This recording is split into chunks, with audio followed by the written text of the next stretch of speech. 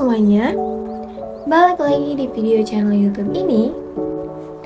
Nah, di video pertemuan yang terakhir ini kita akan membahas materi tentang implementasi kinerja dalam manajemen SDM. So, buat kalian jangan kemana-mana, tetap stay tune di sini. And let's go! Nah, di materi yang terakhir itu ada implementasi kinerja dalam manajemen SDM. Di bagian pertama yaitu ada tingkat kinerja. Yang pertama, kinerja organisasi, pencapaian hasil pada tingkat atau unit analisis organisasi.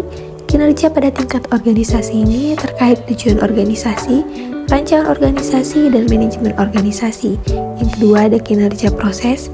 Kinerja pada proses tahapan dalam menghasilkan produk atau pelayanan dipengaruhi tujuan proses, rancangan proses, dan manajemen proses. Yang ketiga ada kinerja individu atau pekerjaan.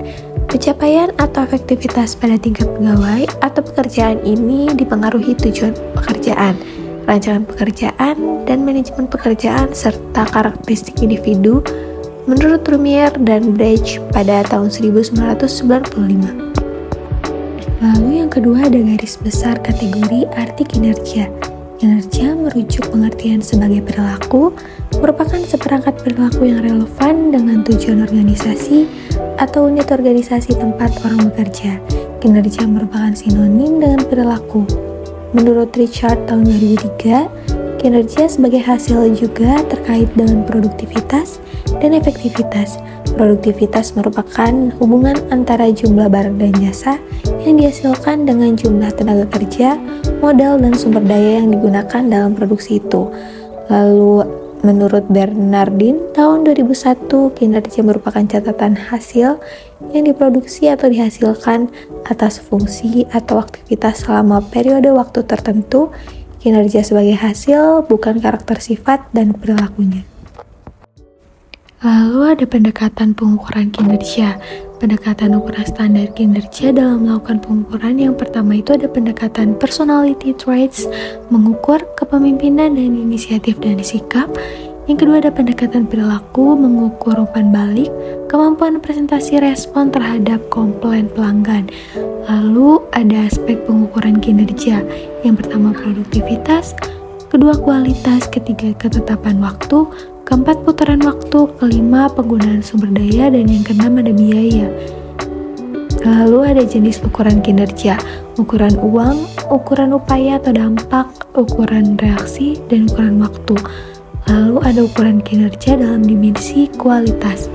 Yang pertama ada kehandalan, yang kedua ada daya tangkap, yang ketiga ada kompetensi, yang keempat akses, kelima kesempatan, yang keenam komunikasi, yang ketujuh kejujuran, yang kedelapan keamanan, dan yang kesembilan pengetahuan terhadap pelanggan, yang kesepuluh bukti langsung.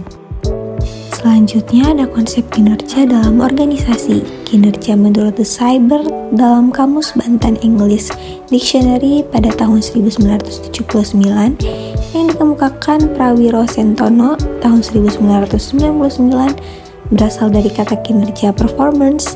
Dari akar kata to perform mempunyai beberapa entries.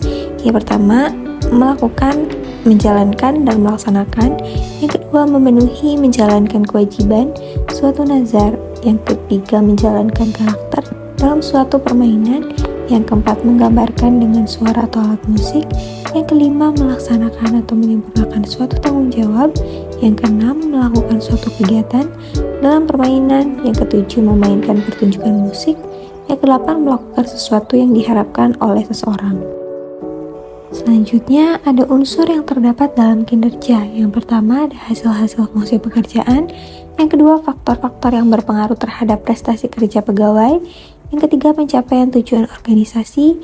Yang keempat, periode waktu tertentu. Yang kelima, tidak melanggar hukum. Dan yang terakhir, sesuai dengan moral dan etika.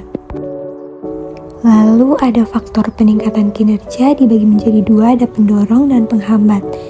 Di dalam pendorong, yang pertama ada audit. Modal intelektual bertujuan memonitor dan mengatur modal intelektual perusahaan.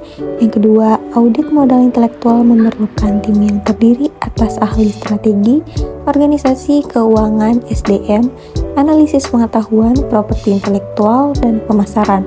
Lalu dari penghambat, yang pertama ada masalah yang lekat dalam sistem pengukuran manajemen pengetahuan itu sendiri.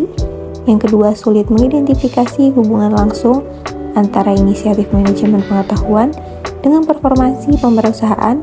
Yang ketiga, ada manajemen biasanya meminta indikator kasat mata seperti dampak terhadap performasi keuangan dan operasional lainnya.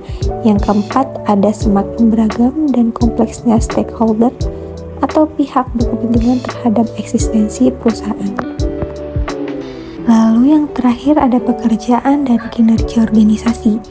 Fungsi pekerjaan atau kegiatan yang terkait kinerja organisasi atau perusahaan ada yang pertama strategi organisasi, kedua pemasaran, ketiga operasional, yang keempat SDM, dan yang terakhir ada keuangan.